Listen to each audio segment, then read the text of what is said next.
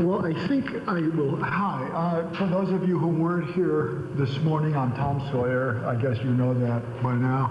And I welcome you and hope that this will be of some interest and illumination for you. I'm going to start with the producing part of it.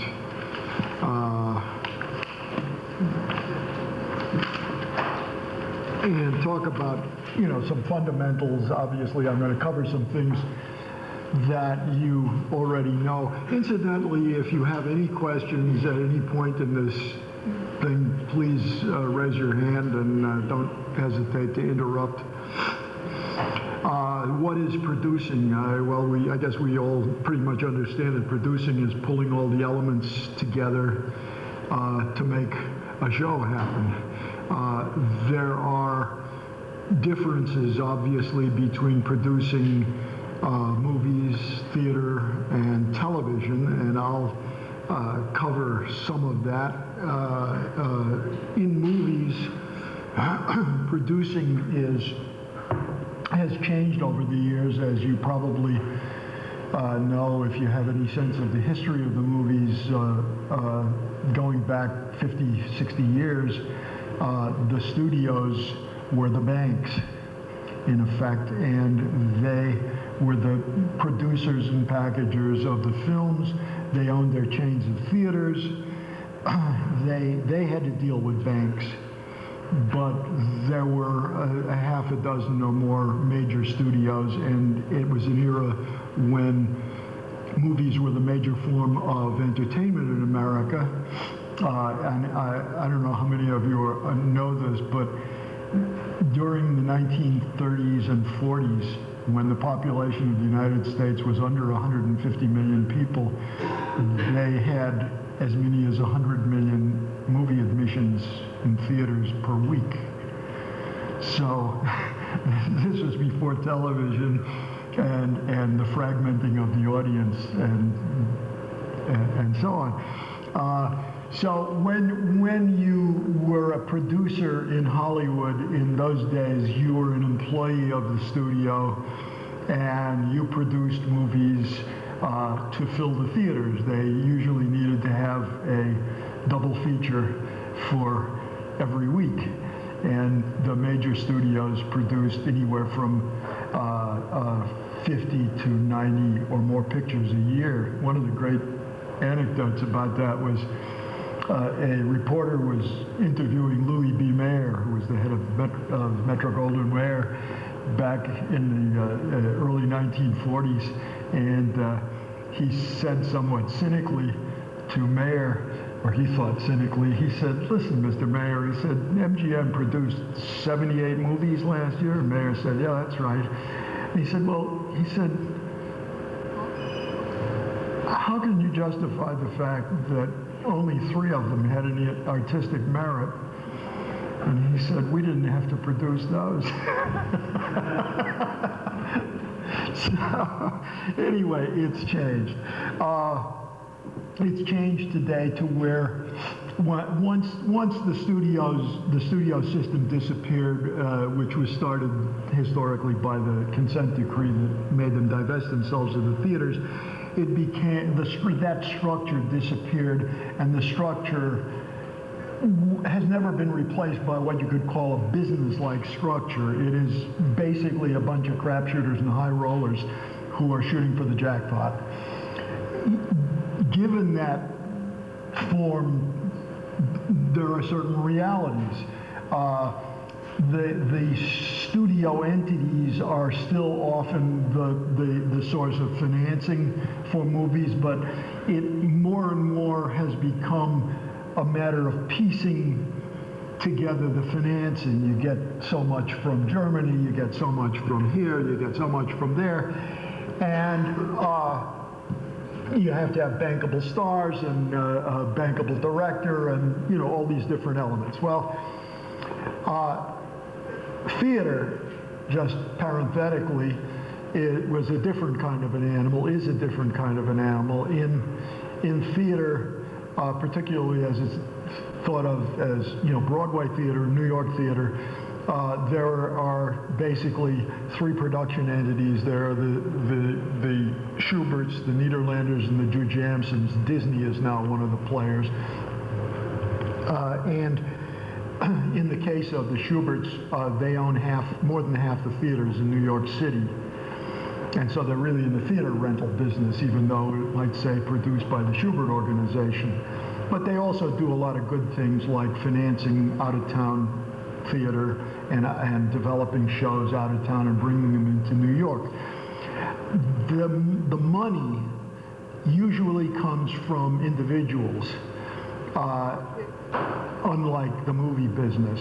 It usually comes from, you've heard the expression, angels. There are a lot of people who they want to be in the theater, and there are a lot of people in New York in particular who inherited a lot of money, and that's a way of buying their way into the theater.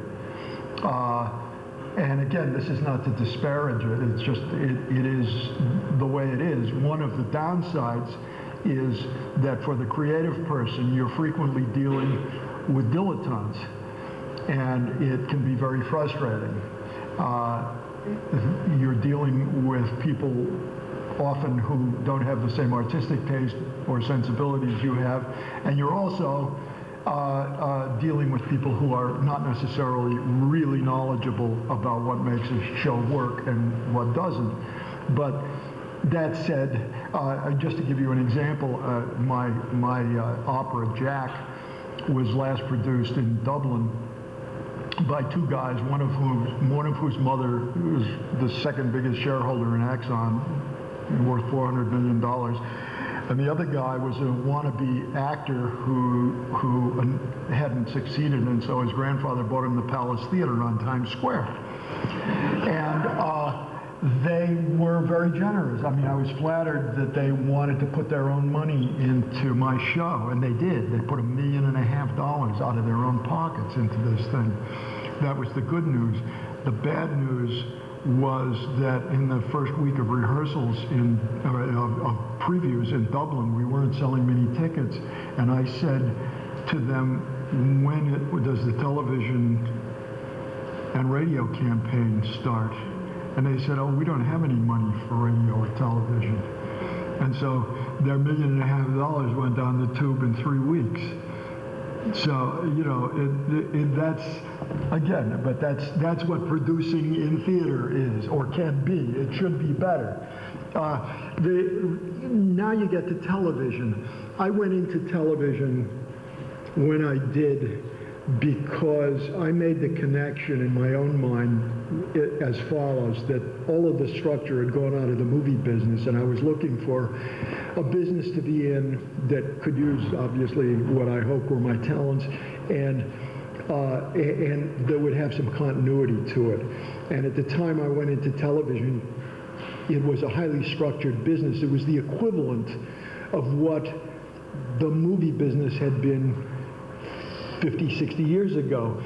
There were 3 networks, and their chain of theaters was that box in everybody's living room, and they had to fill it all the time.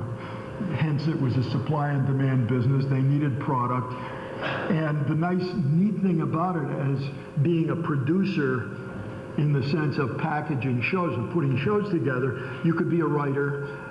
All you had to do was go and pitch your idea to one of the 3 networks, and if they liked it, they hired you to write the script, and then they put it on the air, and they put up the money. So it was like a no-brainer in the sense of having to sweat out raising the money for the thing. That's no longer true. Now that there's a proliferation of networks and a proliferation of television channels with ever smaller, more specialized markets, television has devolved into what the movie business used to be 30 years ago, where you scramble around getting a piece of it here, a piece of it there. I just recently had a run with a mini-series. Well, it was either to be a movie or a mini-series or a series. It was up in the air. But my agent interested a producer in it who was used to putting together international packages. His name was a very nice man named Tony Masucci, I've known for years. He used to run movies at NBC. And Tony loved this project. It was a World War II project. It was about the Battle of Britain, an air battle that took place early in the war. And it's a subject that had always fascinated me, and I had a lot of passion for it, and I wrote a presentation, and he loved it.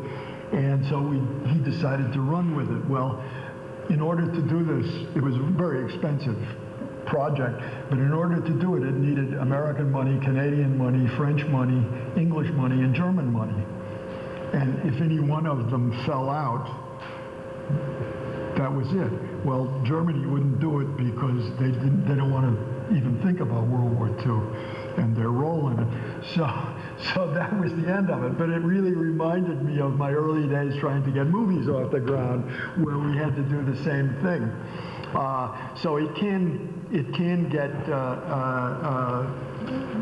frustrating. But the packaging,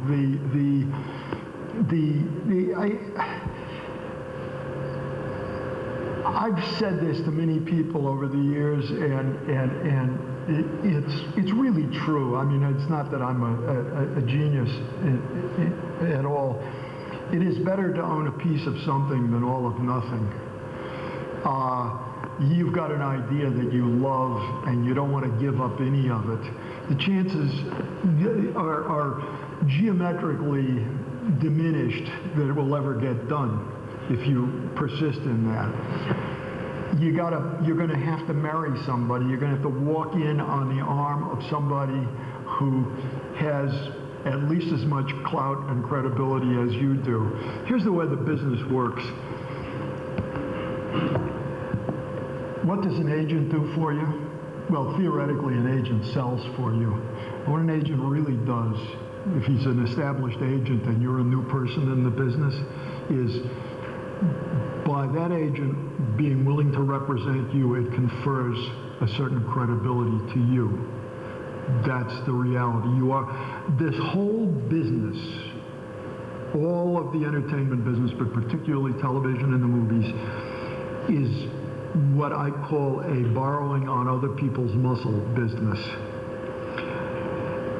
Find somebody who's got more weight than you and marry yourself to them. There is a question that gets asked frequently in Hollywood, one of the great cynical stories, and that is the guy goes, or the girl goes in and pitches something, and they like it. And, oh, yeah, terrific, we'll get back to you. As that person is walking out the door, the people you've pitched it to are saying, what do we need him for? So you damn well better get yourself locked into it. And the best way to get yourself locked into it is before you go in and pitch it, get yourself locked into somebody who they know that they can't do that to. It's a cold-blooded business, but those are the realities of it. These are not bad guys. They're killers, but they're not bad guys. It's just important to know, who you're dealing with. Yeah. From a writer's perspective, though, wouldn't, for example, the proliferation of all these cable channels and things mean that there's just more demand for product? Yes, for less money. Because there are still only a finite number of viewers. And that audience is being diminished, and it's in a way I call it narrowcasting. It's as opposed to broadcasting. They're now when they had the three networks, they were reaching everybody. They were going after the whole scene, the whole package. Now they're going after more segmented audiences. There's the House and Garden channel, there's this channel, that channel, the cooking channel. And so it's even made itself felt in the budgets of shows on the old networks. They don't spend as much money as they used to. When I was doing Murder, She Wrote, I had $1.8 million to spend every 10 days. Now, obviously, some of it was spent on the star, on the staff, but we had $130,000 to spend every 10 days building sets. That's unheard of now. They don't do that anymore because they can't afford it. The money isn't there. So the whole thing is changing. So yes, there is more of a demand for product, and that's good. And more more places for you to hone your skills and learn and so on. But the bucks are not going to be as big as they used to be. I mean, yes, there will be scales will be negotiated upward, but not in the same. The dollars won't buy the same thing that they did 20 years ago. So yeah, that's that part is. I hope that over-answered your question.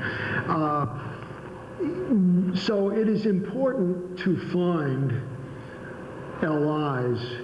Hopefully, and you got to be cold-blooded about this. It shouldn't just be your buddies.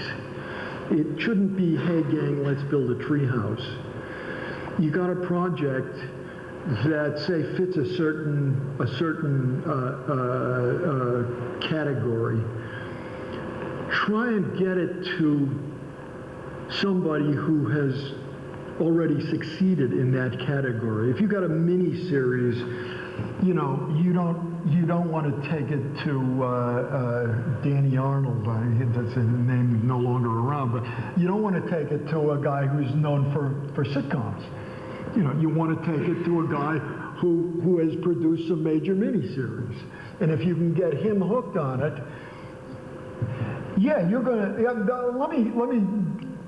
Let me digress for a moment. You're going to get screwed the first time out. Get over it. Years ago, when I first moved to Hollywood, to Malibu, my next door neighbor happened to be a lady novelist by the name of Erica Zhang, and she was at the height of her fame and fortune. In fact, I said to my wife at the time that we met her, I have a feeling that this is going to be the high point of her life. She had, Fear of Flying had been a huge success. Erica was at the top of everything, and the movie, they had optioned the property for the movies. Give you an idea of how heady her success was. One day I went out to them. We were going out to dinner with her and her boyfriend that night, and I went out to the mailbox in the morning, and there was a limousine parked in front of her house, 2 houses down, her next house down, and the chauffeur was leaning against the side of the limousine. I went out a little later to run an errand, and the limousine was still there, and it was there all day. And so naturally, when we went to come and pick her up for dinner, I said, first thing I said was, okay, tell me about the limousine. She says, Ingmar Bergman was in Los Angeles for 2 days and had insisted on spending one of them with her. That's like having God want to come and spend the day with you. So that was, anyway, but there's a point to this comment. She was, as time went on, she was really getting angry because her movie was getting messed up. I forget the woman who was producing it, but Erica was trying to sue her to get the rights back. And we were at a party together, and she said, why is it that just because I'm the new guy in town, I have to get screwed? And there was another veteran producer present at the party, sort of a King Farouk type, with a cigar and a belly, and he took the cigar out of his mouth and folded his hands over his belly, and he said, it's tradition. And that's, you know, so you're not going to get as good a deal the first time out as you would like, but it's going to open the doors for you. You're on your way to becoming a player, and the next time you won't get screwed. Or certainly not as badly. So anyway, and of course, as writers, the mitzvah is you've got the Writers Guild, which is, you know, just an incredible blessing. In the early part of my career, professional career, I was a cartoonist and illustrator. They are still printing drawings that I did 30 years ago that I got paid once for, and I never saw another penny. So when I got into the Writers Guild, where they have to pay you every time they rerun your stuff, I thought, oh my God, I've died and gone to heaven. So that's a good thing that they're looking out for you. And now there's a Producers Guild, which is growing in clout and so on. I'm a member of that too, and I have been for a number of years, and I've seen it grow to where it's taking on the proportions of a real guild. So those are good things. So anyway, having come up with your great idea, you've now hooked a producer, a packager. Maybe it's an agent, maybe it's an agency like CAA that packages things. The thing that struck me when I first got into the business, when I was first trying to get into the movie business, and the thing that I found sort of boggling was that there were as many ways to put a movie together as you could imagine. I mean, your imagination was the only limitation to the number of ways. I mean, it was, we could get this deal, and we can get a commitment from this star, or an if-come deal from this person, and so on. Well, that's sort of the way it is today. Yeah, I mean, it's sort of very much the way it is today in television too. It has become that way because all that structure, that neat three-network structure, has gone out of it. It's not a bad thing. It's a challenge to your imagination and your creativity. So, what will get you your money in the movies? A star, another star, the script, the director, the producer. Those are the elements. Nobody, and it's important for you to understand this, nobody in Hollywood is big enough to do it himself. Even Steven Spielberg has to package it with the right stars, the bankable cast, and the bankable script. Nobody is big, especially when you're spending 50, 60, 70, $100 million on a picture. That used to be serious money. So you need all those things. Well, in theater, you're going, as I said, to people who are mostly putting it up out of their own pockets, except when it's Disney, and the script is the most important thing. I listed these on this page in the order of their importance. And actually, there's kind of an arguable point in movies that I have script in third position. Script, really, by the time, that may start out in even first position. By the time the movie goes into production, it's in last position because it is a director's medium and they do whatever they want. That's why many writers become directors, is to defend their material.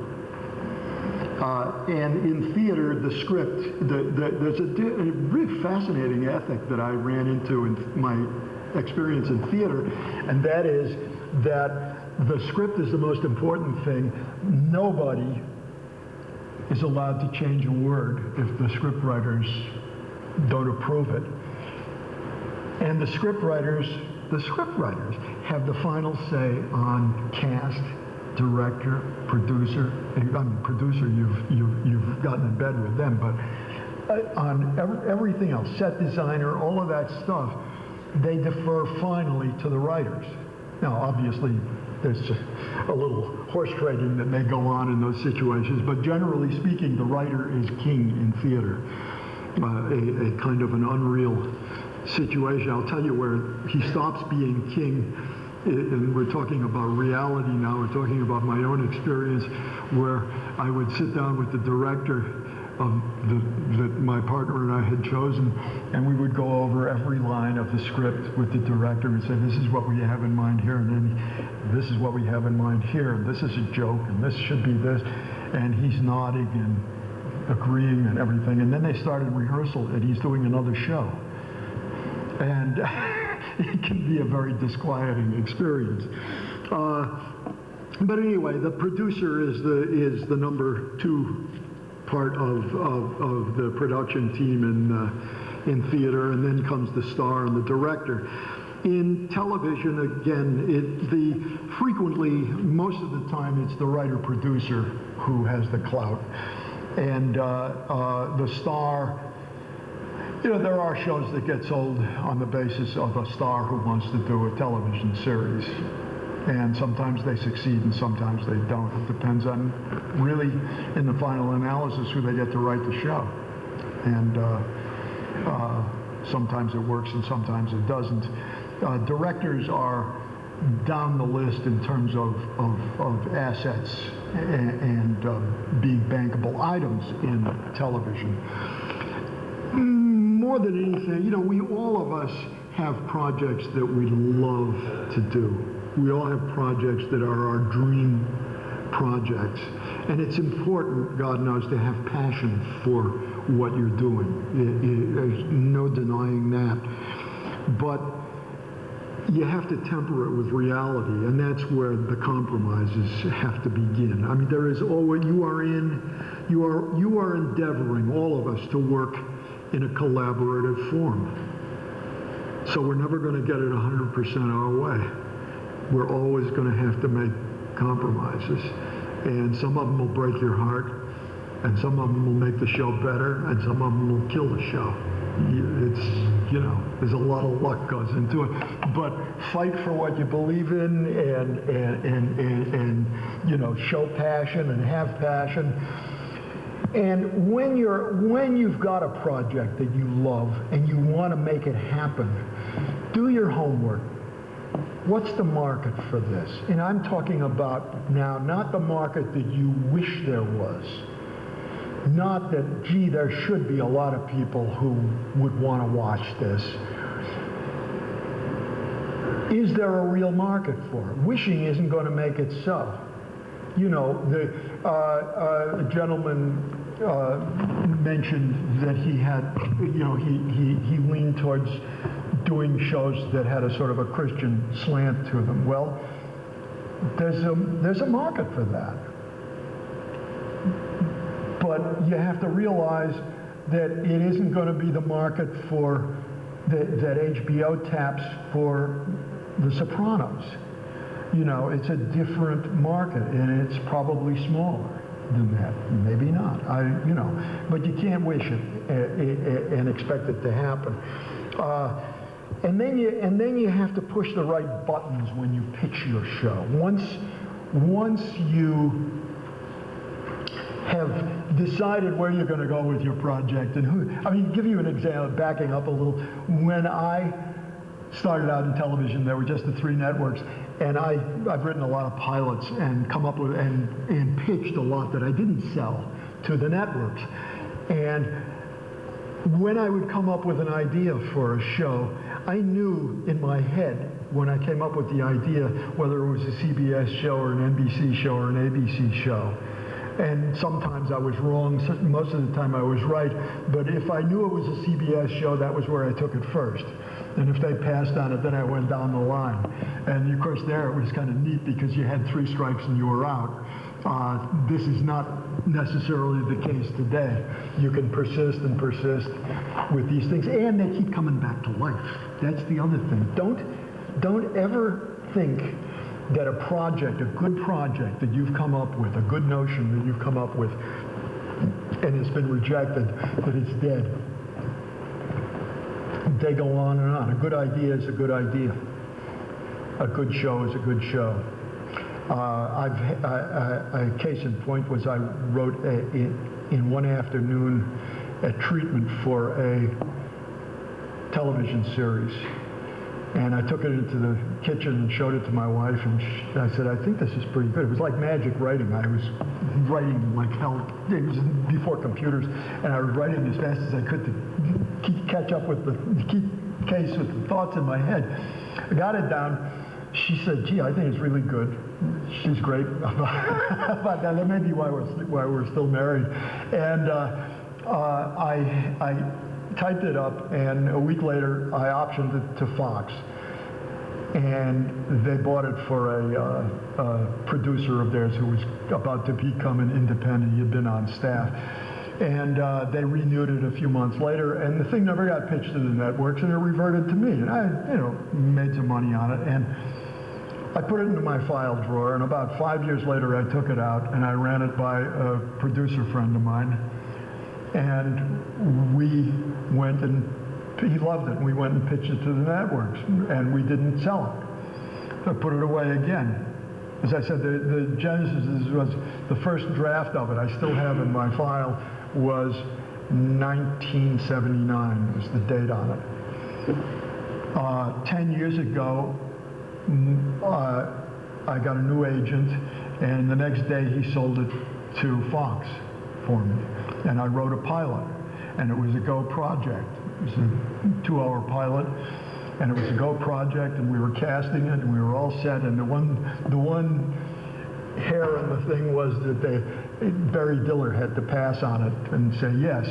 Well, Barry Diller came in the Monday morning before the Tuesday that was the last day, whether it was a go or no-go project, and Barry Diller said, "We're doing too much youth-oriented stuff this season." So not only did they throw mine out, but they threw out everybody else's, all the other projects that they were developing. So it went back into my file drawer. Well, that was 10 years ago, and every 2 years, almost like clockwork, some producer calls me or my agent and says, "What are you doing with that project?" And I am now turning it into a novel. So don't get discouraged with things like every time. How was your idea? And somebody else takes it out, it becomes... Well, there's always that. I mean, I have had ideas stolen from me flat out. I mean, blatantly. They would do things to me as part of the bid because I was in the business that they wouldn't do to you because they'd be afraid that you'd sue them. But since I'm in the business and I still want to have lunch in that town, I can't do that. So, I mean, there were a couple of instances about 7 or 8 years ago where I pitched a couple of comedies, one to NBC and one to ABC, and 2 weeks later, both of them were in development with other writers. And it was a terrible thing to do, and really, it really made me angry, but I got over it. I mean, most of the time, you do what you can. Let me just finish, because this is an important point. So here's a rule of thumb, okay? Make sure you got a lot of people in the meeting when you pitch it who are on your side. It's a good idea to go in with your agent or your lawyer or as many people as you can have who are from your side of the table in that room. That makes it less likely that they will steal it from you. Excuse me. You had a question. Yeah, on the issue of swiping ideas. Number one, I think non-disclosure works very well in determining the intellectual property. Is that a fun? It's a work in progress. It's not the script, but it's certainly a very well-developed representation of the idea that is drawn from an outline of it. And, you know, you run the risk that they're going to take that one of their screenwriters if they feel the idea is, you know, is a little time Let me answer that in 2 ways. One is, yes, they might do it.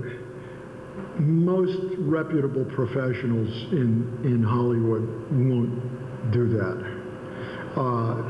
You know, you should have it registered with the Guild, or mail it to yourself by registered mail, return receipt requested, and don't open the envelope, or copyright it, whichever you want to do. All of those are legal ways to do it. And by the way, then when you mail it to yourself, you don't open the envelope. It's only opened by your attorney at the proper time. So those things protect you. And I found that among the legitimate people in the business, there isn't a lot of that goes on. But to say, you know, does it ever go on? You know, yeah, sometimes it does. I mean, I have no doubt that when these 2 premises that I pitched at those 2 networks were assigned to other people, that somebody else had probably come in and pitched something pretty similar. It happens. I mean, generally speaking, it's been my experience, and I'm sure it has for some of you, that when you get an idea, it's sort of in the ether. You'll read three days later that somebody else is doing the same thing. They're out there, you know. Excuse me. Well, by the scenario this young man described, have you pitched too early then? Should you have only a finished product that you're going to pitch? Well, it's hard to, it depends on who you are and where you are in the business and who you're pitching it to. There are a lot of variables here. For someone like myself who's been in the business, I can go in and pitch a premise. I can pitch a one-line thing, or I can give, or I can leave behind a treatment for it after I've pitched it. And they'll decide to go or not go based on the fact that they know that they have a reasonable expectation that if they hire me to write it, I can write it. Well, the question is more like for any of us. Well, for any of you, it's going to be that much harder. That's what I was getting at. It's going to be that much harder for you to sell anything based on just an idea. I mean, or a treatment. There are, yeah, it depends. I mean, if it was a really, really, really worked out treatment, but the rule of thumb in the movie business these days is that because there are so many people all over America writing screenplays, they're in a position where they almost never buy pitches or treatments anymore. That's not the way it was 25 years ago or 30 years ago, but it is the way it is today. They're so deluged with finished scripts, spec scripts, that they don't have to rely on a treatment. They can look at a script, and if there's anything there, a shred of it that they like, they'll buy it from you and they'll put four more writers on it, as they do. I mean, that's another sidebar we'll get into about the fact that there is almost a religious belief in Hollywood that the more writers you throw at a script, the better it will become. And we all know how good those get. This gentleman first. As far as pitching a production company, backing up to say pitching a possible agent, representation, management firm, bringing in, how would treatment play at that way? The scripts and the words, you don't know if you're writers or not guy for the job. My sense of it is, if you're new in the business, and that's, I presume, where your question is coming from, you have no track record. Right. Okay. The chances are that the agent will say, let me read the script, this is an interesting idea. But he's not going to decide to represent you based on the treatment, unless it's just, something that is, drop dead. And I don't mean to disparage anybody's treatment, but the chances of writing one that is that drop dead is remote these days. What about the way of, say, animated feature film, supported by a bunch of character designs, finished production skills? That can help, but again, it then becomes a question of who you take it to. That's a very specialized business. I don't know a lot about it, but I know a few people in it, and it's a very again, free-form thing where, you often don't need a whole script, don't need any more than the drawings and really a jazzy pitch. And I'll get to that next. Just one moment, I'll go to him and then back there. Just to address the animated feature films, those are almost entirely developed in studio. A spec script animation sale is practically unheard of. Yeah, I would say I was thinking more in terms of getting a series off the ground. That's the only part of it that I've ever had any experience with. I had a friend who was a cartoonist back east who had created a show called Thundercats a number of years ago, and he had an idea for a science fiction sort of fantasy thing. And he had done storyboards and so on, and he sent me the presentation, and I ran with it with my agent for a while. And, we didn't sell it, but at least we were able to get in the door with it. You first, and then Elaine in a minute. Just in the category of movies, star, getting a hold of the star, that's step one, possibly, right? Well, it's step one, but it's very hard to do. And it wasn't naive enough to think that anything would really happen when I called the agent of a somewhat well-known actor that had treatment option to look to. said, well, he doesn't attach himself to anything unless it's fully funded first. I'm just trying to think. Yeah, it's a lot of cart before, which comes first, chicken or egg, all the way through the business. You have to, and again, one of the other realities of the business, if it's a big star, if it's a star that gets, say, $10 million a pop for his movies, well, whatever. But just to give you an example, this is how the business works. The agent for that star is not there to bring projects to him or her. It's to keep projects away from him or her. Why? Very simply, that star is $1 million a year income. And if the agent brings one project that the star looks at and says, "What are you bringing me this kind of crap for?" he's out his $1 million a year. So they're not your friend. It just doesn't work that way. Is it the same idea as the AR versus the record company? I mean, they're out there looking for new actors. Sort of, but I don't know anything about that. Excuse me, Jesus, I'm sorry. Yes. Would it be a good idea if you have an idea or something you want to pitch, to have a notarized copy of that before you ever go pitch it? Well, as I was saying, there are several ways to protect it. I suppose notarizing is one way. You can mail it to yourself by registered mail, return receipt requested, and do not open the envelope. Just keep it in your file for that day when you see that somebody's stolen it from you, and then have your lawyer open it up. That will prove when you came up with the idea. The other one is to patent or copyright it with the U.S. Copyright Office, and the other one is to register it with the Writers Guild of America West in Los Angeles, which I think, I don't know what it is, registration fee is now $20 or $25 for a non-member. Those will protect you legally. It rarely ever comes to that. And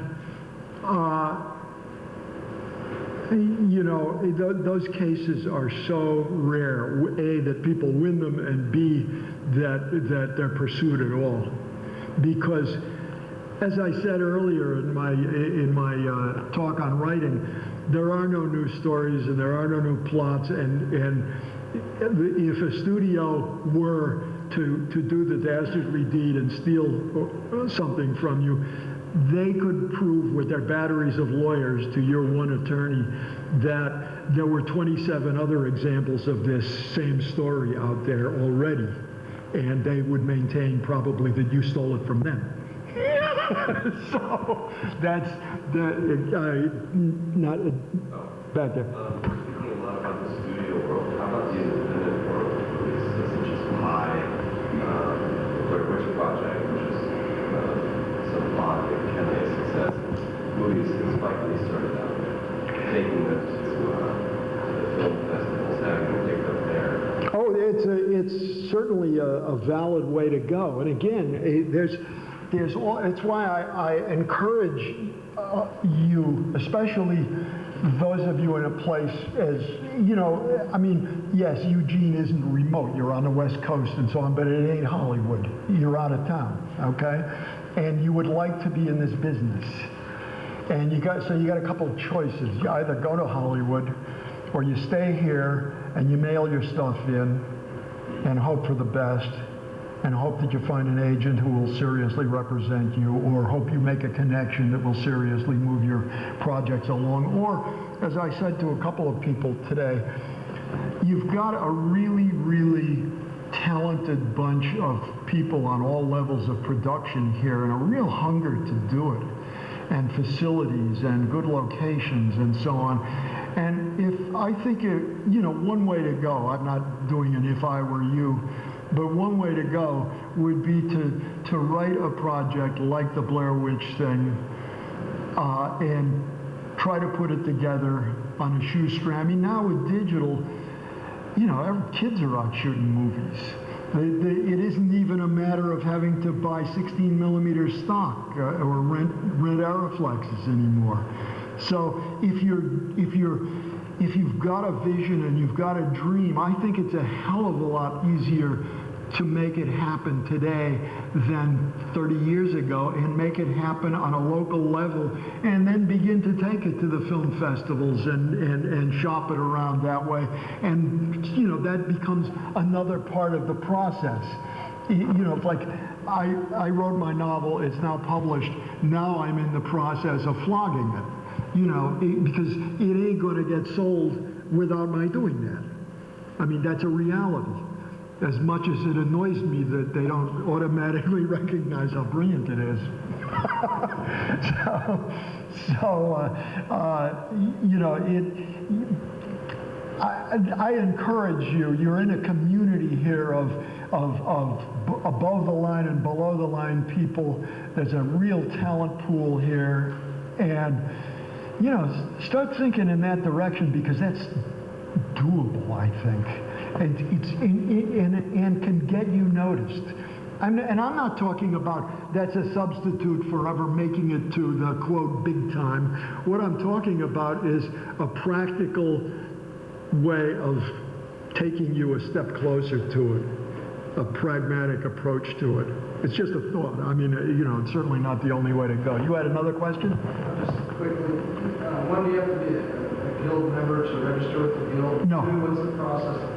Not big. Go online to the Writers Guild of America West script registration. Who's dealing with the guild, registering it and stockpiling? The Writers Guild of America has a registration department. They either photocopy it, or I think now you can send them you can email them the file, and they keep it on record for, I think it's 5 years or something like that, and I forget what the actual thing. They send you a certificate that it is registered with the guild.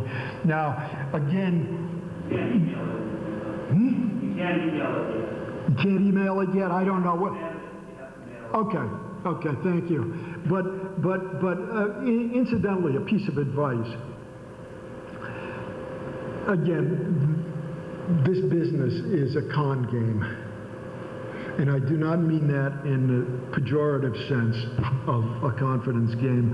What I mean is that, and I'm going to get to that in a few minutes about pitching, is your job is to convince people who can say yes or no on some level that you can deliver what you say you can deliver. Part of it is show. It's how you dress. And I don't mean it has to be, you know, you don't have to be dressed in Ralph Lauren. I mean, if your act is, you know, to dress like a lumberjack, that's fine. But you're creating an image. You know, this is a reality. And but more important is you have to project to them the sense that you can do it, that you know how you can do it. You don't show any fear, you don't show tentativeness, and again, I'm going to expand on that a lot when I get to pitching. Don't put on the cover page, registered at the Writers Guild of America West. That says, I don't trust you, and I'm an amateur. It's enough that you know that it's registered. Now, if you've copyrighted something, that's a little different. That has a little different flavor to it than you know, than the other. But do not submit anything that way, because nothing will. And again, it's not necessarily valid. You may be the next John O'Hara, the next Robert Towne, or Bill Goldman, but the message that they get is you're an amateur. So don't do it. It sends the wrong message. Okay. One of the secrets in pitching, and I'm going to expand on it in about 5 minutes after we take a break, is important thing in selling anything, whether it's cars or movie scripts or television series premises, is what's it going to do for the people you're selling it to? You know, that's selling. It's a different part of the job from writing. And yeah, it would be nice to trust your agent to do it, and some agents are terrific at it, and some aren't so terrific at it. So it helps to be able to understand the dynamics of how you sell stuff. Because you're going to find yourself in a position of having to pitch.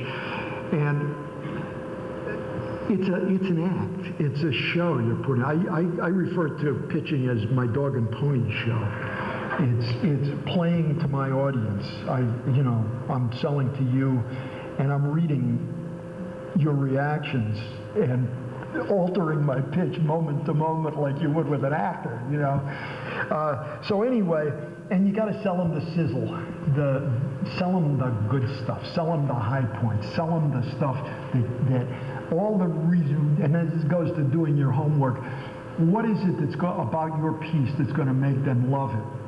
And just hit those points. Those are the ones that will make them sit up and notice. And you might pitch it to one individual or one company, the same project, differently than you pitch it to another. Because it's important to understand who it is you're talking to. Do some research when you got the meeting or before you set up the meeting, so you know who your audience is. And tailor your pitch to them. And that's, as I said, putting on the show. The fun part is getting the thing made. And it is the final part of producing. Again, in terms of pitching your packages and being willing to own a piece of something rather than all of nothing, fix on the end frame. What is it that you really want out of this project? Where do you want it to take you in your life, in your career? Know what it is. Don't go in with a vague idea. Vagary in pitching and in producing, which is a large part pitching, will get you nowhere.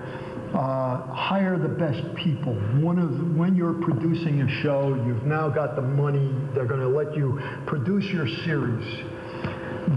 One of the fatal flaws in Hollywood, and I guess it exists in other businesses, how many of you remember a producer named Glenn Larson?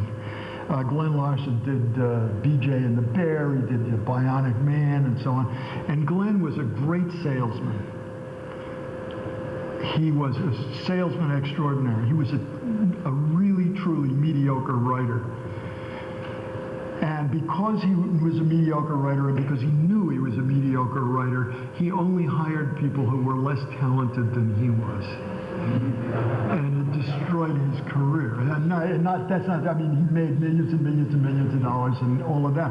But it was a really dumb thing to do, as opposed to Stephen Bochco, who only hires people as talented or more talented than he is. That's what you got to do. Don't be afraid of your weaknesses. Hire people to compensate for them. Don't be threatened by people who maybe are better at a particular thing than you are.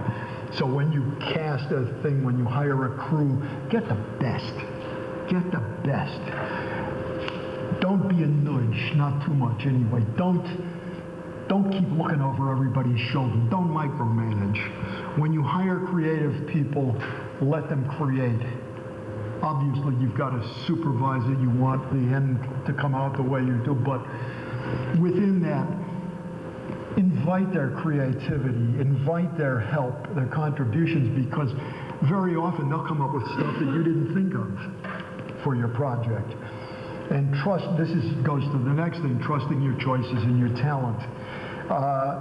And their talent. The collaborative arts, these realities are that it's hard to make stuff turn out the way your original vision was, but sometimes it gets better. Sometimes it gets better. You got to trust the people that you hire, whether it's the makeup people or the costumers or the gophers or whatever. And another thing about it, and this is about now running a show and being a producer, thing I learned early on, this is my parting shot about producing.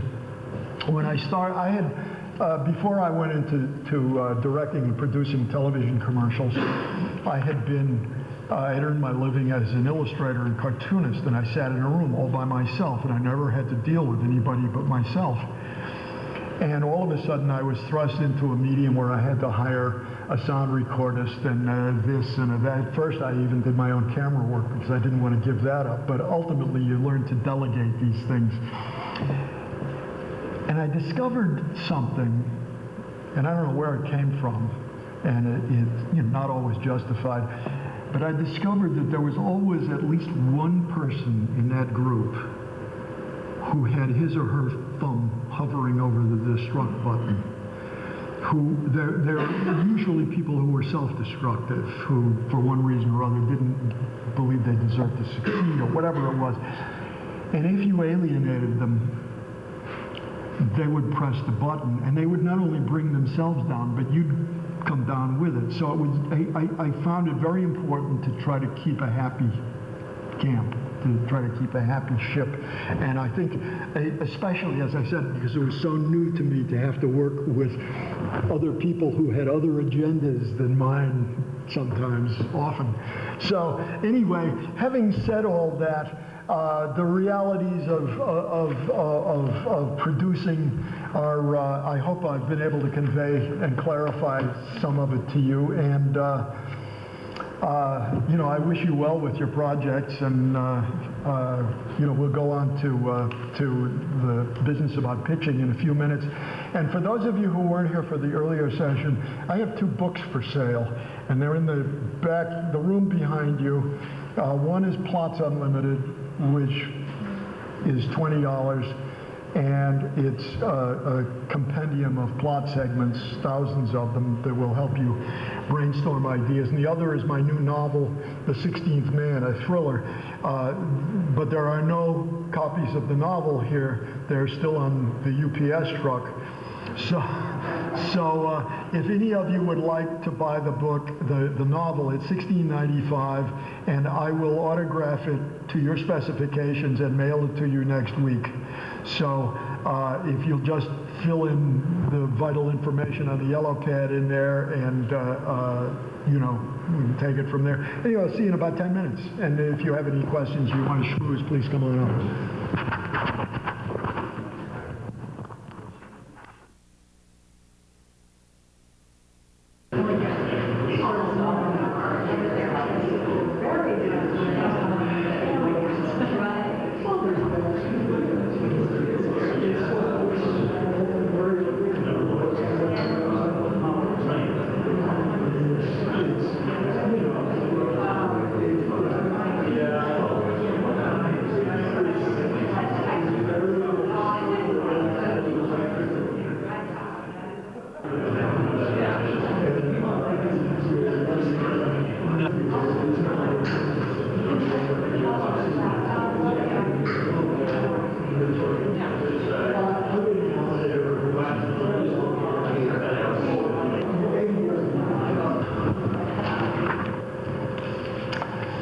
I'll just dig right in because they'll catch up. Pitching is an art all by itself. By the way, there's a one-page outline, and then beyond it, I had Mike print up an excerpt from a book that I have in work that I just finished the first draft of about writing, and I thought that the material in it, much of which you'll hear me talk about, is really sort of a valuable part of the whole process of being a writer. Not the least of which is because being able to pitch a story well to other people is really less important than being able to pitch it to yourself. Being able to essence it to where you really have a grasp of what it's about, what it is this story that I'm trying to tell. And again, I'm going to talk about pitching in television, pitching pilots, and pitching premises. I've regarded my entire career in the business as a game. And all I ever wanted to do was see if I could find out who the players were and what the rules were and see if I could play it. And the object, as I alluded to earlier in pitching stories and what have you, is it's a confidence game. You're trying to separate people from their money. You're trying to get them to lay out coin of the realm or some kind of commitment of goods and services or their time, which also amounts to money, to devote to furthering your project. So to do that, you have to understand some basic things about selling. My father, by the way, he was a really nice guy. He was sort of a Willy Loman type. He was a salesman. He used to tell me about the importance of being well liked. When I saw Death of a Salesman, I thought I was having deja vu.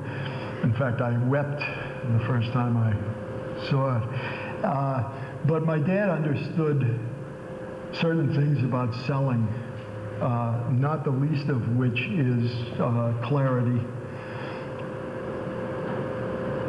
The clarity that you show about the project you're selling when you pitch it is also an indication to the person you're pitching it to of how clear it is in your mind. So there should be no, well, it's sort of a fable. It's sort of, Mary Tyler Moore meets the Wolfman, or whatever. That's not going to fly for you. You have to be very concise, very positive. And one of the things in the entertainment business that is terribly important to understand is that the people you're talking to, generally speaking, have the attention span of a gnat. You cannot expect them to pay attention to anything, especially agents, by the way. Agents are famous for being totally fragmented. I mean, when I call my agent, and he's been my agent for years and years and years, when I call him, I don't actually write it down anymore, what I'm going to say to him, but I know, I have a mental list. Okay, Barry, here's this and this and this and this. See ya. Because if I try to get conversational or fumpa or hesitate, I've lost him. Now, he's not unusual. They don't call him agents for nothing. This is true of most of the people you deal with in the entertainment business for a whole lot of reasons. It's not because they're terrible people. What it is they're terribly bright and their minds are tripping all the time. And you have said something 4 sentences ago that sent them off somewhere else, and they've left the room. So you've got to be very, very, focused about your pitch. And as I said earlier, you really it takes a certain amount of self-confidence. It takes an ability to read who it is you're talking to. The very first pitch I ever made in television, I went in with a producer to whom I had sold an idea for a comedy series, and it was the most distracting experience I have ever had, even to this day, because the comedy development guy at NBC at the time was a guy who admitted to us that he hates comedy.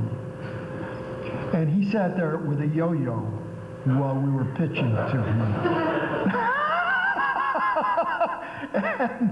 And that was cautionary, let me tell you. Anyway, we didn't sell it to NBC, we sold it to CBS. So it worked okay. So you have to be very concise and you have to be very brief and not a lot of fufas and not a lot of uhs, and really. And by this, by the way, I don't mean necessarily that you've got to stay up half the night rehearsing your pitch. A lot of people do that, and that often shows. I mean, I got pitched to a lot in television because I was spending a lot of time buying scripts and buying ideas from people. And the better ones at it were the ones who would come in and toss out a one-line idea or a two-line idea, and you'd kick it around. And I'm going to get back to the one-line idea in a moment. When I get to how it works in TV writing and producing, very often in television we pitch what we call the TV guide logline. I'll give you an example, and it's also a way to hook people. It's a selling tool. It intrigues, if it's good enough, it intrigues them. Example, I'm pitching Angela Lansbury. I may have done this yesterday, so some of you may have heard it. I'm not sure. Pitching Angela Lansbury an idea for a murder she wrote. She had told me going in that she didn't want anything with a backstory, meaning a story where you had to explain a lot of stuff that had happened before Act One. So I came up with a couple of pitches that had no backstory, that were immediate stories, and she didn't like either of them. And she said, do you have any others? And I said, well, I got one, but it's the mother of all backstories. So, and of course I had her hooked at that point. And she said, well, what is it? So now I stuck it in a little further. I said, let me give you the TV Guide log line. I said, Jessica Fletcher solves the murder of the century, almost. And I had her. And what it was an episode called Deadeye, in which she almost solves the Kennedy assassination. And I later turned it into a novel. It was a very short, truncated version of the story. And so that's one of the ways that you sell. Again, a story I may have told to some people yesterday. Guy comes in, pitches me a couple of things, and I didn't like any of them. And I don't know, off the top of my head, I said, let's do Pagliacci and Casablanca in Cabot Cove. And he said, what do you mean? And I said, well, the Pagliacci part is a little carnival comes to town, and there's this great-looking 45-year-old broad, and she's married to this boorish guy with the carnival. And that's the Pagliacci part. And I said, and the Casablanca part is she goes into the sheriff's office and to get the permits for the carnival, and the sheriff turns around and finds himself facing the great-looking girl who dumped him in college 20 years ago for the boor. And out of that, we got a terrific script. And that was just, it was nothing more than that. Also, a sidebar on that is that 4 months later, when the script was finished and the show went into production, I was up on the back lot where they had set up a full-on carnival with rides and Ferris wheels and 200 extras and sword swallowers and jugglers, and it was all because I said, let's do Pagliacci and Casablanca and Cabot Cove. I mean, you can't have a better toy than that, and they pay you good money for it. A good pitch defined, again, what I'm talking about is in terms of this TV Guide logline of being concise about your pitch. A good pitch can be as simple as, again, for a movie it's going to be usually a little more complicated than that. For a television episode it can often be reduced to one phrase. A vampire comes to Cabot Cove, whatever. Jessica Fletcher gets involved with a pathological liar who she then has to defend in a murder case. Basically what I'm talking about is it's the essence. In each of those cases, those little pitches that I gave you, those little springboards that I mentioned, you involuntarily start writing the rest of the story. That's what you want from the person that you're pitching it to. He may write a different story than you have in mind, but you've got his mind going or her mind going. That's the object. So what is a good pitch defined? It's brief, it's articulate, it's entertaining, it entertains the person you're talking to, and it better damn well, if it sells, entertain the audience, and it sells the idea to them. That's a terrific pitch. You can't hope for any more. When you pitch, as I said, I go back to knowing what it is you want from this pitch. Do you want them to be, you shouldn't let them make it up. They may make it up, but say you're going in to pitch someone with whom you want to be partners, or it almost goes without saying, if I go into with a miniseries idea to a miniseries producer, because I'm already in the business, he knows I want to be his partner. If you're a new writer, they may not assume that. If you say, I want to be your partner, he may say, no, because I don't need you. And that's fair. That's the way it is, you know. But you'll still be attached to the project.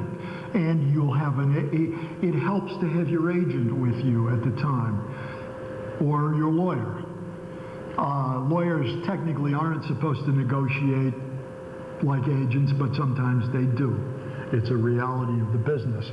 But for instance, my present agent, who has been my agent for a long time, almost always goes to the pitch meetings with me. And it's partly to protect the material, and it's partly to help me sell it and help him sell me.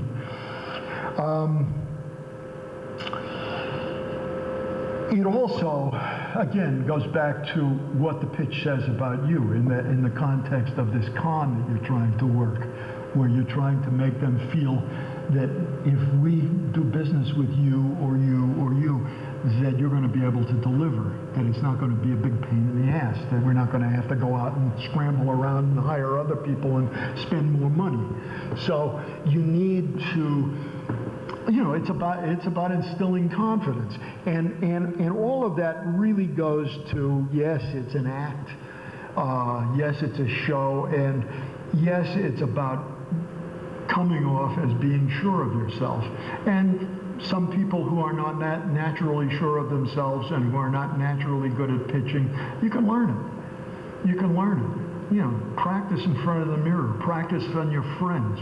I mean, I know a lot of writers who used to get, you know, used to not be able to sleep the night before a pitch, and they would rehearse and rehearse and rehearse.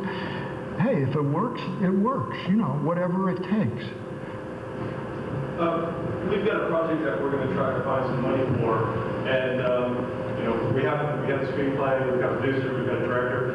If we go into an office of something that we're going to try to get money, would you suggest that all those people come in, or just the writer, or just the producer? What's the... Well, you don't want to overwhelm them, you know. You don't want to overwhelm them, so it's a kind of a judgment call. And of course, I mean, I don't think in a situation like that you just go in by yourself. So it then becomes a matter, I guess, a judgment call about putting your best foot forward. Okay, what's our strongest suit here? Does he know of this guy's track record? Does he know of the, you know, that kind of thing? And it's part of, it's almost an art form unto itself. And I don't mean to say that by that it's terribly esoteric or hard to learn or anything, but it's important to know and to be realistic about the fact that that is a component of what it is you're trying to do. You know, if you want to be writers or you want to be directors or producers, selling is part of the game. The thing is rarely ever going to sell itself. You know, it just doesn't work that way. The world doesn't work that way. So, yeah, I mean, I don't know that I could offer you a definitive answer for that, other than I generally, a 4-on-1 is a little much. 3-on-1 is pushing it. 2-on-1 is okay. So, is it okay maybe to scramble the people around, maybe with this person you get the writer? And... Absolutely, absolutely. I think whatever, you know, again, it's, look at it as the con. What's gonna, I mean, my whole career in television, people would say to me, how are you doing? I'd say, I'm still fooling them. I mean, and I really believe that, you know? I mean, I feel like I've been pulling something over on them all these years. And so in that context, just, you know, what do you figure is going to work best in terms of the psychology of this guy? If you know anything about him, if you know somebody who's already met with him, you could question him. What's he like? Is he, you know, is he glib? Is he, you know, does he have a sense of humor? You know, all that stuff. And kind of try and tune your thing to that. And as I said, that how it's pitched says a great deal about you. And they're buying the whole package. You know, they're not just buying this great idea or this great script. They're buying you and you and you and whoever is at the meeting and whoever the other people are that you've brought into it. So it's, as I said, I regard it as an interesting challenge and a fun thing. And listen, I get rejected a lot. I mean, don't think because you know, I've had a good career that I haven't been rejected more than I've been accepted, because it's not true. This is not true for anybody. You know, I mean, next, you know, get out of my office, okay, who do we call next? I mean, you know, that's it. I heard you say 3 or 1 or 4 on 1. Are you usually pitching to only one line? Very often you're pitching to only one person, although like at the networks, they usually like to have 2 people in the room. I don't know if it's for legal purposes or what. Can you ask for more than one? If I was going to pitch, I'd like to talk to one person. No, you don't have a choice. Because very often what you're pitching to is the development person. They call them the D girls or whatever. Sometimes it's a guy, sometimes it's not. But mostly that development person is a one-on-one thing, and you need to have a leave behind, which I'll get into.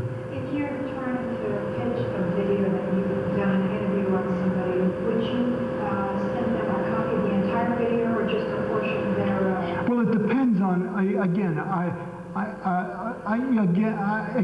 think it's a judgment call. Is there a portion of this interview that is so much down their alley, but it's buried 5 minutes into it? I would put that right up at the front and send them that.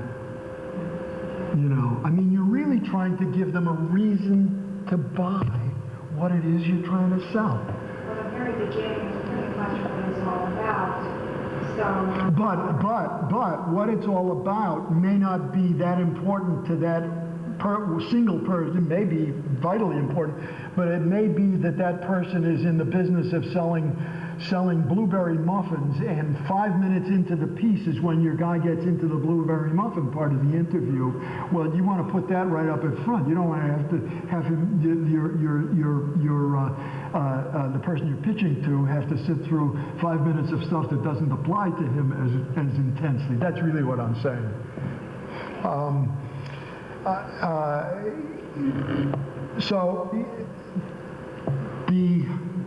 Wait a minute, we're still in pitching? Where are we? We're still in pitching. And we're down to the recipe, which is the hook. The hook is that one-liner, that short, brief pitch that grabs them. And then if they want to hear more, you give them the beginning, middle, and end. But be concise. Don't ramble. Because you'll lose them. So you almost always do that in the log line first? Yeah, well, a log line or a one-line thing. A one line that's... 1 or 2 or 3 or 4 lines. I mean, I'm being, you know, a little bit exaggerating, but, you know, I've sold, this novel, The 16th Man, the first time I sold it as a movie, a television movie. And I sold it in the following way. I said an archaeologist uncovers a burial chamber containing a bunch of skeletons, all of which are very old except for one. And he's more fascinated with that one than he is with the others. And that one has silver fillings in its teeth and a bullet in its wing bone. And people start coming out of the woodwork and people start getting killed. On the basis of that, I had a deal for a movie. On the basis of that, 4 days later, they called me up and paid me off and said, we don't want to do it. It was about the Kennedy assassination, and I can only presume that. So they paid me for the story. I'd never delivered a single word to them. And then I sold it as a greatly truncated episode from Murder, She Wrote before writing it as the novel. So, once you've hooked them, don't belabor it. If they say terrific, go write it. Don't say, well, no, don't you want to hear about the rest of it? Because you may talk them out of it. I mean, there's always that danger. You should also, when you pitch, have what we call a leave behind. Now, a leave behind is 1 page or 2 pages of sizzle that expands somewhat on what it is you just sold them. or what you've just pitched. Now, you may have pitched it in great detail. They may have asked for it, but what, you know, the leave behinds are anywhere from 1 page to 5 or 6 double spaced. And it should be full of sell, and it should be carefully worked out. It should read like advertising copy. It should read like a PR man had written it. You know, this is a really, you know, without going crazy. I mean, this is a really hot story about this and this and this, and it's going to appeal to this market, or what, you know, whatever it is you're selling. So you would say that in that leave behind, this is a hot that's going to hit this. Yeah, I mean, again, I wouldn't, you want to convey the excitement of the thing. And so, yeah, you have to be a little bit judicious about the lurid adjectives that you use. Sure. But within that, yeah, push the buttons, you know. Promotion, pace. Yeah, this has got pace. This has got energy. If the buzzword last year was edge or edgy, which it was, you would use edgy. You know, if this year the buzzword has been stuff, this show is loaded with stuff. Now, don't ask me what stuff is, but it's William Safire, by the way, just announced that it was out to use stuff, so you got to come up with a new one. Yeah. Are these mostly text? Yeah. Sometimes it could be, you know, depending upon what it is you're selling, it could be photographs or graphics that support the thing. But the main thing is, it shouldn't be 20 pages that they have to wade through. It should be very easy to digest in about 4 minutes, because here again, keep in mind what the purpose is for this. You are rarely, when you're pitching to a guy who can, or a person, a woman, a guy, most of the time they're not the ones who can say yes or no. Okay? Understand that. They got to now go to this week's meeting and pitch it to the boss. They want to look good. They may have taken notes while you were pitching, but the leave behind is something where you basically have left your cell with them, so before they go into the meeting to pitch it to the guy who can say yes or no, they can refresh themselves with it, or they can put it on his desk. Once again, so would you maybe have that again with the log line to jog their memory? Oh, absolutely. I mean, anything goes, you know. Jog their memory. Anything goes. Oh, yeah. Well, there's a classic form for the sales pitch is that you tell them what it is you're going to tell them, then you tell it to them, and then you tell them what you just told them. That's a perfect pitch. Except that sometimes that gets a little long-winded. Anyway, I mentioned in here in the text that I printed out, some examples of premises that I've already done. The Casablanca thing, the vampire coming to Cabot Cove. A successful pitch defined is one that excites and that starts your listener mentally writing the rest of the story for you. I mean, that's the essence of it.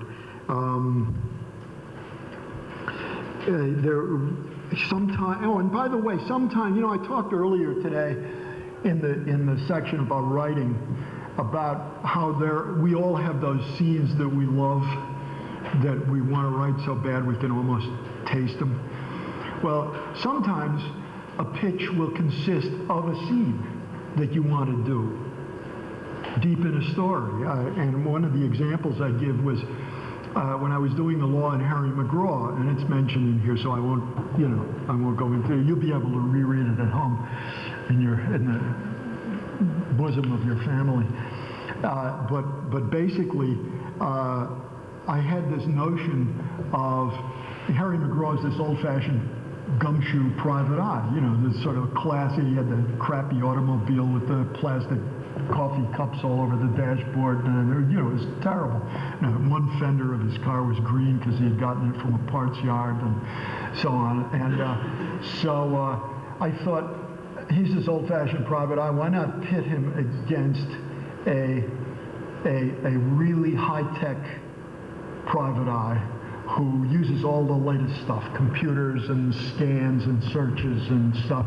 And all the way through the story, he's one step ahead of Harry on the same case. And then at the last second, Harry solves it. And what I was going for, the scene that I wanted to do, came deep in the third act of the four-act show. And what it was Harry with the blinds drawn, laying on his back on his sofa playing with his football, and McGinnis, the lawyer from across the hall, comes in because he's been in there all day, and it's very quiet, and she says, "Harry, what's the matter?" He says, "I'm past it, McGinnis. It's all over. I'm a dinosaur."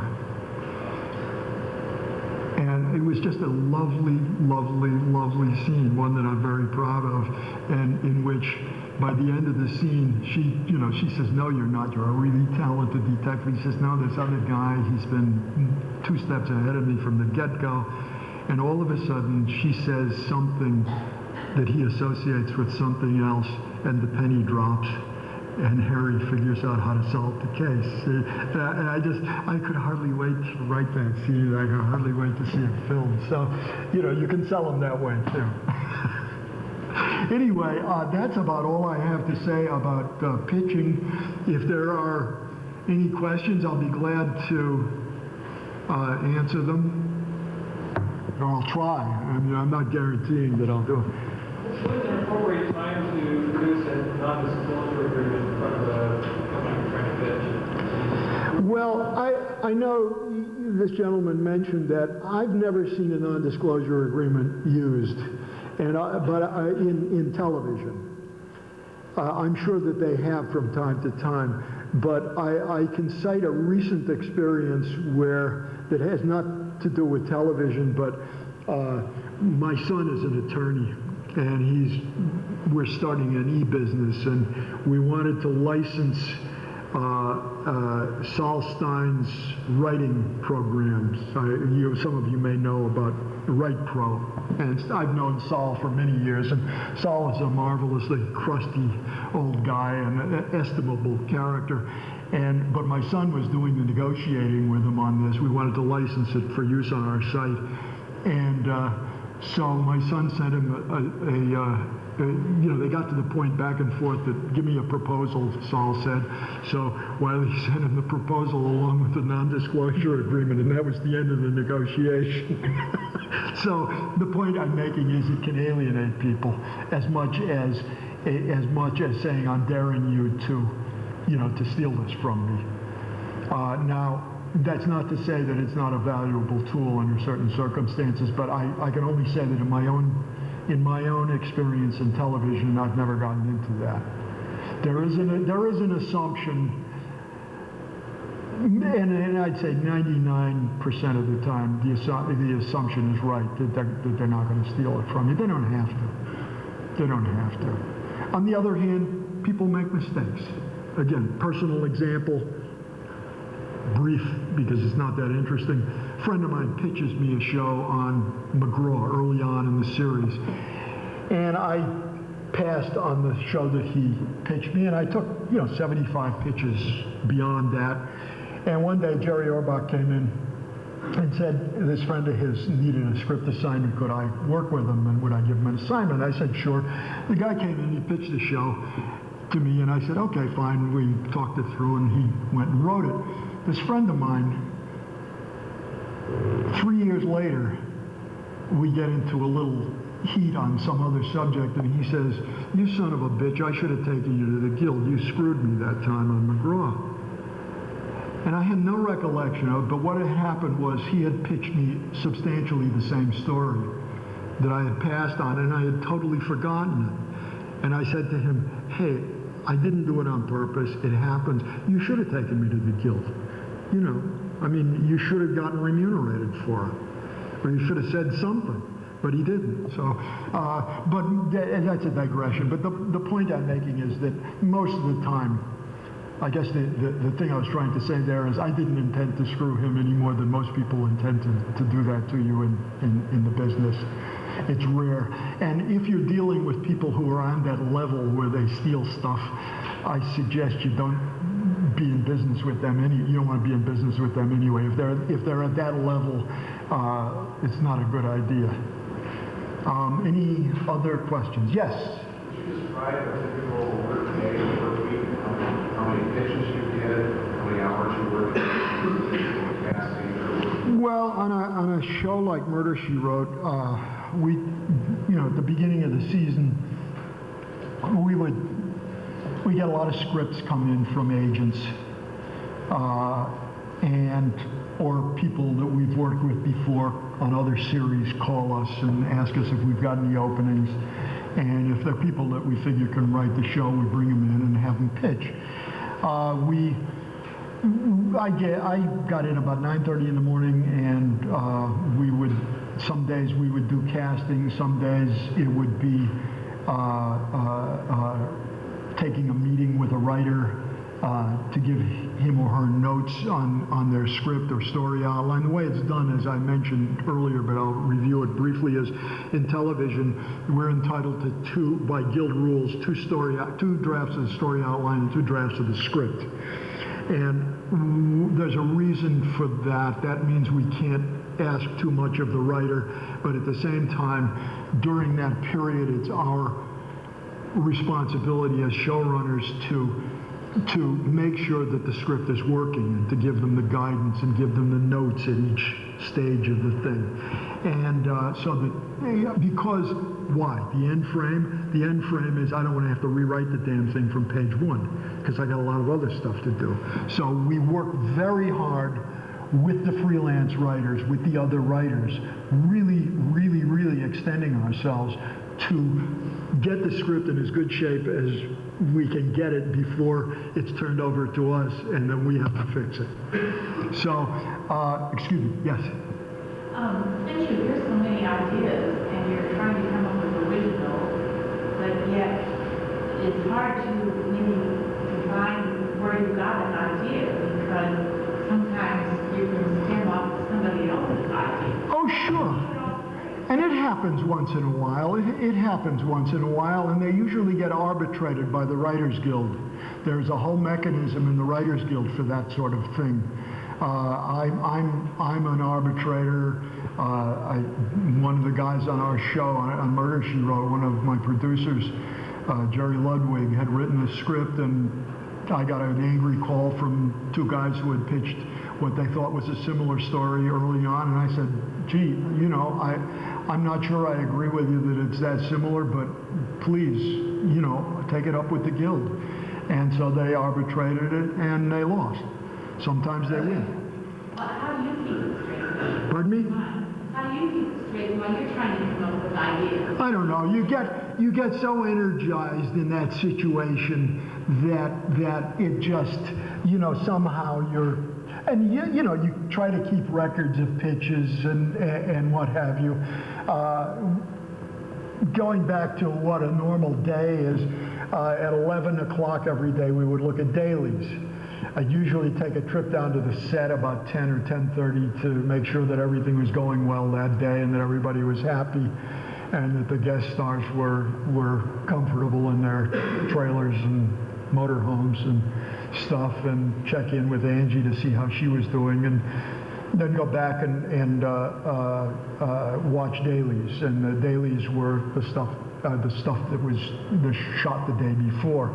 And one of the hoots in doing a series is that frequently there's a game that goes on. The director always wants to cut the script and cut it and cut it and cut it because he's afraid he can't shoot the whole thing in 8 days, or 7 days, or whatever the schedule is. So you make these cuts and make sure that the story still fits together. And now, 4 days into the shoot, the script supervisor says, we're running 4 minutes short. We need a 4-minute scene. And only this actor and this actor and this actor is available because the other ones have already done their gigs and have been dismissed. So now you're faced with the problem, and none of this is rocket science, but you're faced with the problem of having to write a scene that doesn't seem like it was plugged into the middle of the script, that feels organic, using only these characters. And so it's usually a pain in the neck, but the fun part of it is that you write it in a great rush in the morning because the actor is leaving at 4 o'clock in the afternoon, so they shoot it in the afternoon and you see it on film the next day. I mean, it's hard to beat. for seeing your stuff, seeing actors reading your lines. And by the way, that's another thing about why I love television. I know movie writers who write stuff, excuse me, there I go again. I should stop talking with my hands, who write movie scripts that never get produced. And I think that would be a very dissatisfying, unsatisfying way to work, because a script really isn't complete until it's been filmed or produced. And the wonderful thing about television is you see actors reading your lines all the time, and it's a wonderful way to learn what you're doing right and what you're doing wrong. Anyway, to go on with this, then, usually after lunch, we'd probably have another writers' meeting, either a pitch meeting or whatever.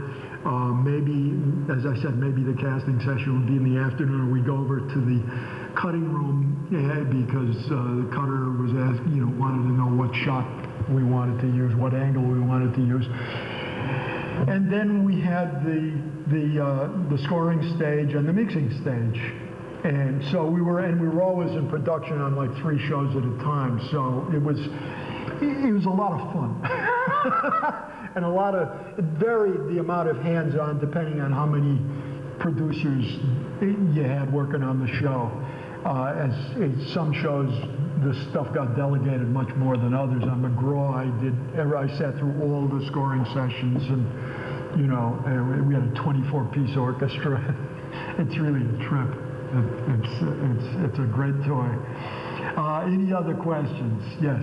I saw this other thing on 60 Minutes last year about how Hollywood has become such a youth-oriented thing.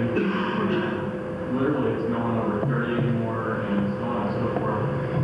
And a lot of people who would like write for MASH, really great writers, started taking that stuff off their resume because they were worried about the Oh, yeah. Oh, I've had to edit stuff out of my credits, old stuff.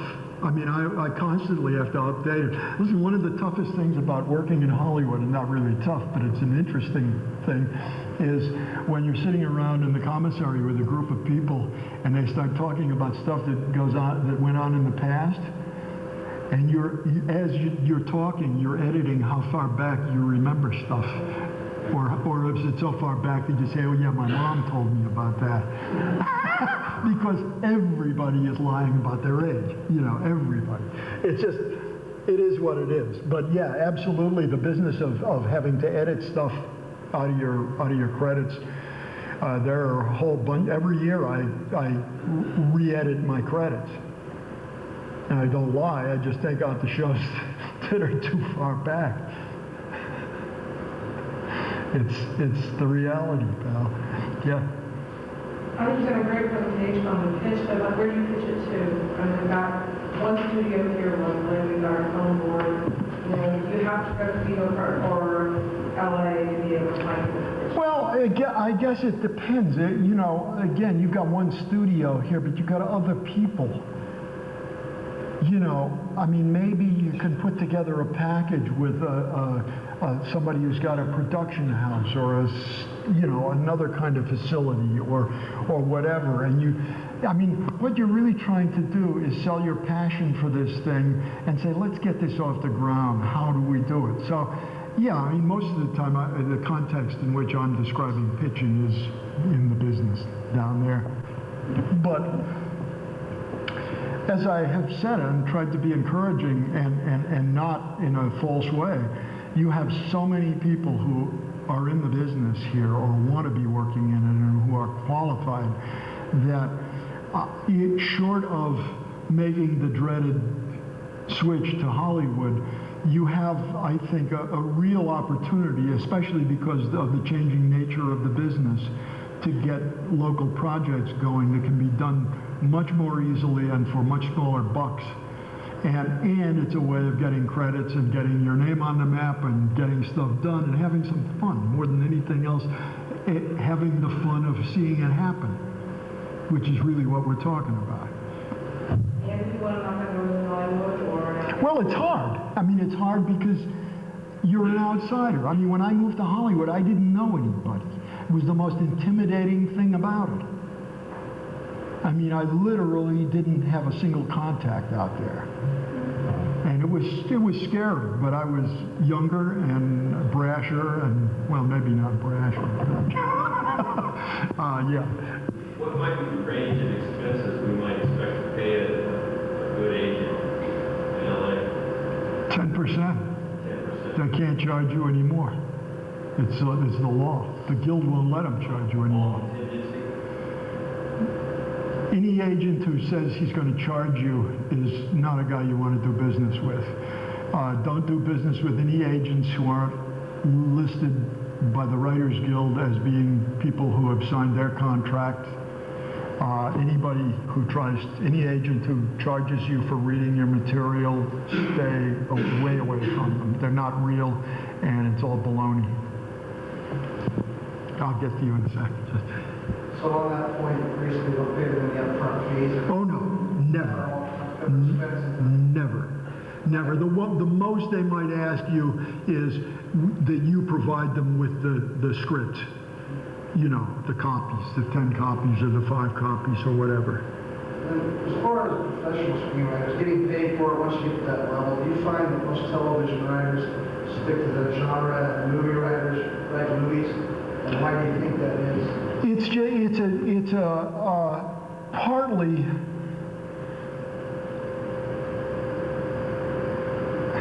it's a mental thing. It's a mindset in Hollywood that guys who write television can't write movies, and vice versa. And sometimes it's true. Most of the time it's not. But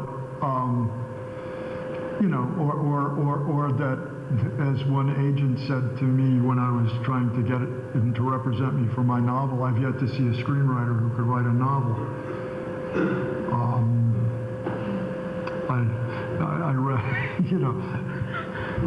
Back to Vegas, is there a way to check on an agent? Like, process you can go through to check their credentials? Well, the best way is to check with the Writers Guild of America West, which has online, I believe, or will send you a list of all of the agents of whom they approve. And those are the only ones you should do business with. And they're all legitimate agents. They may be of different quality and of different regard in the business, but and you know, some of them have better reputations than others. But beyond that, it's kind of hard to do because unless you know somebody, you know, like, well, I mean, suppose you had a chance to be represented by an agent at a particular agency, and you called me because you know me, and you said, do I know anything about that guy or that person? I might say, well, I do, and he's okay, or he's not, or in my opinion, or, you know, I mean, because everybody's got attitude, or I might be able to check around and see what I can find for you. It's a networking kind of thing. I mean, among the legitimate agents, there are a lot of things you should, for instance, as new people in the business, you don't ever want to be represented by William Morris or CAA unless you're in there on a package, or ICM, and there's a reason for that, and the reason is, well, the short form is the old gag in Hollywood that the best way to commit the perfect crime and get away with it is to be represented by William Morris, because they'll never hear about you anywhere. They'll never be able to find you. Over the years, at the beginning of every season in television, the scripts, sample scripts from other writers would come in from different agencies, and invariably the scripts from the William Morris agency wouldn't come in until after all of the freelance assignments were assigned. Why is that? Because unless you're worth several $100,000 to them, they don't give a rat's ass about you. When you were trying to get your opera off the ground and into production, I'm assuming you were in a situation where you had to pitch more than just an idea. I don't think that you were involved in getting money to really put on. How did you handle it? Well, this is not a representative story by any means, and I didn't know it wasn't representative. My partner was somewhat connected on Broadway. He had done some Broadway shows. And so after 6 years together, we finished the first act, and he had a friend with whom he had toured years before when he was a singer, who was a Broadway producer. And he called her and told her about the project and sent her the script, and she said she was interested in it. And so she arranged a reading down at the Musical Theater Works on Lafayette Street in Manhattan. And we cast it with 9 singers and music stands and 2 pianos, and I flew to New York for it, and I didn't know what the drill was in that business. And so I go to the thing, and there are 3 theatrical entities in New York that count: the Jew Jamesons, the Nederlanders, and the Schuberts. The Schuberts own most of the theaters, and they all came. And the Schuberts signed on, and that was all there was to it. And we never had an agent, we never had a lawyer, and I just assumed that that's the way it happened with everyone. Well, it doesn't, clearly. So some connections help. Can help. They're not absolutely necessary nor infallible, but they sure can help. Any other questions from anyone? It's now, well, we're a little over. Would any of you like to see a few more minutes of this opera, this show? You don't have to say yes, because it's, you're more, nobody's raising their hand. That's it. Do you read some of the 16th band? Okay. Huh? What, pardon me? Yeah, I'll pretend I'm at Borders. Okay, this will take about 2 minutes, and those of you who leave are just going to miss out on this great stuff, but that's okay. Eat your skeletons in a burial cave outside of Moab, Utah, and 15 of them are 100,000 years old, which is about 70,000 years older than anything ever found in the Americas. But the one that fascinates him is the 16th skeleton, which has silver fillings in his teeth and a bullet in his wing bone, and people start coming out of the woodwork.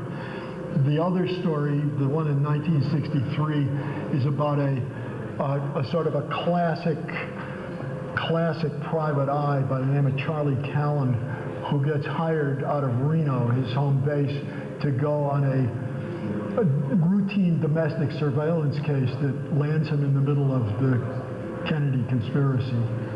And the premise of the story, the idea behind it was, what if the smoking gun were suddenly to show up today? Who would come out of the woodwork, and what kind of people would start getting killed because of it? So that's the short form of what the story is. And the scene I'm going to read you is what we call the hiring scene, when Charlie gets hired for the surveillance job. And it goes as follows. Pal, that goes without saying. I mean, my lips are sealed. Charlie waited a beat, then, Jesus, Marjorie? He winced inwardly, hoping he hadn't overdone it. Despite his pretense that it was news to him, the sympathy Charlie felt for his friend was genuine. The elderly waiter who delivered his bourbon and water looked not too many days off a boxcar. Stan Brodax loosened his necktie, poured himself another glass of beer. He wasn't much of a drinker, and the pitcher was already half empty when Charlie had showed up. What can I tell you, Charlie? She's a fucking whore. Hey, it could all be a misunderstanding. As Charlie had anticipated, the conversation was already making him uncomfortable. Yeah, and I just busted the bank at the Nugget. Stan belted the beer. Charlie's eyes were still becoming accustomed to the gloom of Hector Quiraz's saloon, not one of Reno's better joints, but not a bad place for a prosperous businessman from the other side of town to confer with a private investigator without being recognized. From their rear booth, Charlie could make out two regulars at the bar, backlit from the horizontal sunset glare. A third customer was disinterestedly, rhythmically feeding dimes to one of Hector's 5 ancient slot machines. Hector was standing on a chair, banging the side of the decrepit TV, trying to get a decent picture of all those teenage tits and asses on American Bandstand. Charlie shook a Camel loose from his pack, making a stage weight out of the ritual of tapping it on his thumbnail, groping for a match, lighting it. He wondered how the hell Stan could see anything in here through those sunglasses. Charlie, I want you to go after her. And bring her back. It was a statement, not a question. Fuck back, I want proof. So I can get a divorce from that rotten little bimbo so she won't see a penny or out of this or him or from the lumber yard or the rental units. Or Charlie cut in. Stan, do yourself a favor. Get somebody else. There's this guy Kellner I know works out of Vegas. What are you talking about? You're my man. Obviously, Stan wasn't getting it. Charlie put it more on the nose. Look, pal, I like both of you too much. Stan was in mid-swig. He studied Charlie's face for a moment across the top of the glass. Then he lowered it, leaned forward. Even with what she's doing to me? When Charlie didn't respond, Stan added, okay, who've you known for longer? Oh, for Christ's sake, Stan, this is not a position I want to be in. Charlie contemplated, suggesting that Marjorie might have her reasons, like maybe Stan's boorishness or his legendary, among their friends, clumsiness as a lover or his tight-fistedness. It never came to that. Stan relented. Okay, I understand. Charlie knew he didn't really, but he could see that Stan was chewing on it. Stan came to a decision, breathed deeply. All right, look, here's the deal. Get me the dead bang goods, stuff I can take to the bank. Pictures, bed sheets with stains, whatever. And there's a 10, no, make it a 15 grand bonus waiting for you. Charlie noted Stan's struggle when he went to the higher figure. Stan added his capper, buttoning it with the old South Bronx challenge. I mean, that's on top of your fees. What's the matter with that? Charlie glanced at Stan's usually manicured, clear-polished nails, now ragged and bitten. I guess I'm not the only one falling apart. God, what the hell? I could pay off what Phil and I owe, file for the divorce, maybe even have enough left for a little honeymoon and a down on a new car. It isn't going to make me love this, but Charlie sighed. Any idea where she went, where they went? Stan shook his head, emptied the pitcher into his glass. Probably better I don't, or you'd be working for my lawyer trying to get me off on a double murder charge. Anyway, that was the hiring scene. And later we have a little bit where Matthew Packard is the archaeologist in this piece, and he has finally seen the photographs that Charlie took that have been out there for self-protection, documenting his co-conspirators, or did he snap them accidentally? Was Dorothy's identification of the pair in the background as Marjorie Brodax and her boyfriend accurate, or meant to mislead, or simply her way of avoiding the truth about the man she loved? On the other hand, there was Dorothy's claim that Marjorie had returned to Reno on the day of the JFK assassination, pretty much confirming that the photographs were taken prior to November 21st, or earlier, which still didn't eliminate the possibility of his involvement in Dallas. Ultimately, however, Callan's innocence mattered only to the two women. For Packard, overriding all of it was a single, simple, increasingly undeniable fact. Because he had unearthed Callan's remains, Meg Brady was dead. He wanted to know why, needed to know, to ensure if he could that whoever killed her would be punished. though even that would never rid him of all his guilt. And Kate indicated the photo. She said, "He must have shown these to the FBI." And Dorothy shook her head. "I doubt it." Why wouldn't he? She says, "Listen, I took one look at him and put him away. Oh, I thought about it for a minute, reporting him to the FBI only with maybe putting a match to them. But I figured no matter who I sent him to, even if I did, they did it anonymously, they'd find him, fingerprints, something. They can find anyone they want to, even more nowadays. That's probably what kept me alive." Charlie used to, the horror stories Charlie used to tell me about the things J. Edgar Hoover did. He was head of the FBI back then, like that it was really his personal secret police. Basically, I was scared clear out of my wits. Anyway, that's the setup for the story, and it has a surprise ending and a lot of suspense, and I hope you read it.